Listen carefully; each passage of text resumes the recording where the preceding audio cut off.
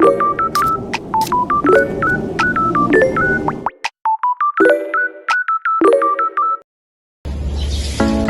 back to our new episode of our podcast today.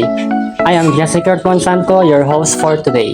Today we're going to tackle about school life and productivity, study habits, motivation, and balance. We have a guest joining us for today. Let's welcome Ate Grace. Hello everyone! So, I am Grace Evangelista. I'm currently a 4th year BS Industrial Engineering student here in Benguet State University. And in terms of academics, I have gone through a roller coaster of it, both success and failure. So, I'm excited to be here today. So, kamusta po? How was school these past few days? That's so real though, but like, for me, school has been a great adjustment. Syempre, with the crisis, I'm thankful because I really see how God arranged our schedule even at the start of the semester kasi wala na kaming classes ng Fridays. Simula pa lang ng SEM, like bago pa nagkaroon ng crisis, wala na kaming class ng Fridays. So we really saw that as an opportunity to do our research kasi ngayon we have capstone, we have technopreneurship, we have puro research subjects na kami. And yun, so far it's been busy but at the same time manageable naman. Oh, kamusta naman po yung process ng kanyo, parang research, no? Going smooth po ba or may struggles din? May struggles, but right now we're currently in our data processing. So, kaya naman. Magde-depends na nga kami soon, pero yeah, carry na. Sana pumawan. So, let's start with study habits po. So, siyempre everyone tried the highlighters, the late night cramming, the endless coffee, but what actually worked for you? What actually worked for me,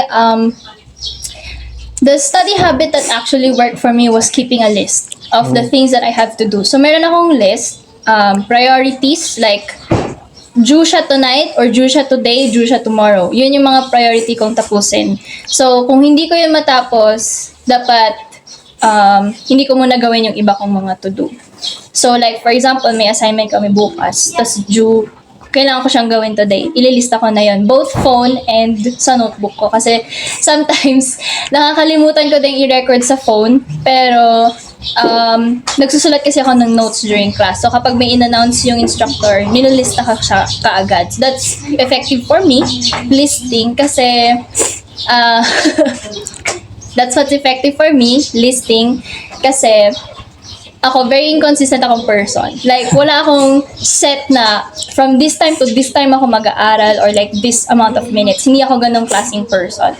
Pero when I know what I have to do, I prioritize. Yun yung mas naging effective sa akin. Kasi at least alam ko kung natatapos ko pa yung mga kailangan kong tapusin. Nakaka-affect po ba to sa kan? Parang sleep, body clock, ganun? Actually, yes, pero it also allows me to make decisions. Like kung, okay, wait lang. Okay na ba yung listahan ko ng priorities ko for tomorrow? May oras ba ako bukas? Kaya ko ba itong gawin tomorrow instead na magpuyat ako tonight? Kasi lalo na nung 3rd year, sobrang bigat ng mga subjects namin. And may parts doon na, hindi, sige, priority ko na lang yung tulog ko. So, kasi for me then, priority ko talaga ang health. Pero I learned it the hard way. Huwag kayong dadating sa point, guys, na mapupunta kayo sa clinic dahil sa health conditions. Pero kasi yun, I had to learn it the hard way. Nagkaroon ako ng health condition. So, because of that, I had to prioritize my health more. Yun din, nakatulong din siya to know my limits.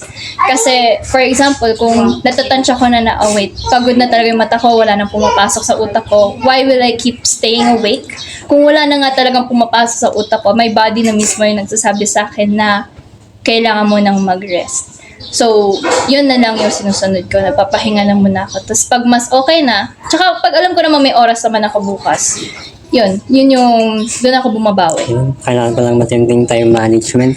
Yes, actually. Next question ko po is, if you had to teach your best study habit to a struggling classmate, how would you explain it simply? Wow! Basta ilista mo lahat ng kailangan mong gawin with the deadlines. And then know kung ano yung kaya mong gawin ngayon. Start small. Like, kumbaga, kung ano yung pinakamadaling assignment mo, gawin mo na kaagad para at least tapos mo na. Pero kung, for example, kaya may energy ka pa, kaya mo pang mag-tackle na kung for example, may lista ka na and then may energy ka pa, kaya mong gawin yung mas difficult mo na task. Unahin mo na yung mas difficult mo na task para at least it gets easier as you do it later on. Ganun naman yun. So, hindi naman natin may iwasan na meron yung feel na hindi natin feel mag-study, ganyan, burnout. How do you stay motivated po when your energy is gone? Actually, I have to say it was really God who kept bringing me back. He kept motivating me and encouraging me. And if God wasn't in my life, baka matagal na akong nag-drop. Or matagal na akong mas naging discouraged. Kasi if God wasn't encouraging me with His Word and yung affirmations niya sa akin, like, na may purpose siya kung bakit ako nandito ngayon. Kung hindi ko yun nakita, kung hindi ko yun nakita yung meaning na, okay God, oo nga no, or here, tinitake ko yung course na to dahil ginusto mo to for me, like nilagay mo ko dito, and kaya ko to with your help, na hindi ko to kaya by myself. Dun talaga binabawi ni God na, sige, ako ang magsistrengthen sa'yo. Like, hindi ko to talaga kaya by my own self. And, tsaka gracious si God. Gracious si God. Kasi, yun nga, there's so many things na, Lord, I felt like parang hindi ako umabot sa standard mo dito sa assignment na to. Like, I could have done better. Yun din na yung regrets natin along the way, talagang naiipon siya. And kung hindi nyo ma-process yung regrets nyo sa past assignments, iipon siya, magdo-domino effect siya sa next. So, what I did was, I had to release the regrets from the past assignments and then focus on ano pa yung mga kailangan kong tapusin ngayon. And ano pa yung kaya kong gawin. So, yun yung nakatulong din sa akin. Pero kung wala talaga si God, hindi talaga ako, wala ako dito ngayon. Parang po, yung parang break nyo po, paano po yung parang style ng parang relax ganun after ng maraming school activities, works? Actually, very simple lang kaligayahan ko. Nagko-crochet lang ako sa bahay, nanonood ng K-drama, nagbabasa ng mga libro.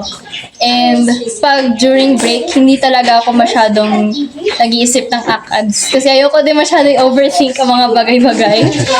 Pero, yun, I just relax at home. Tsaka hindi din ako masyadong malabas, like magala, ganun. So, very homebody ako actually.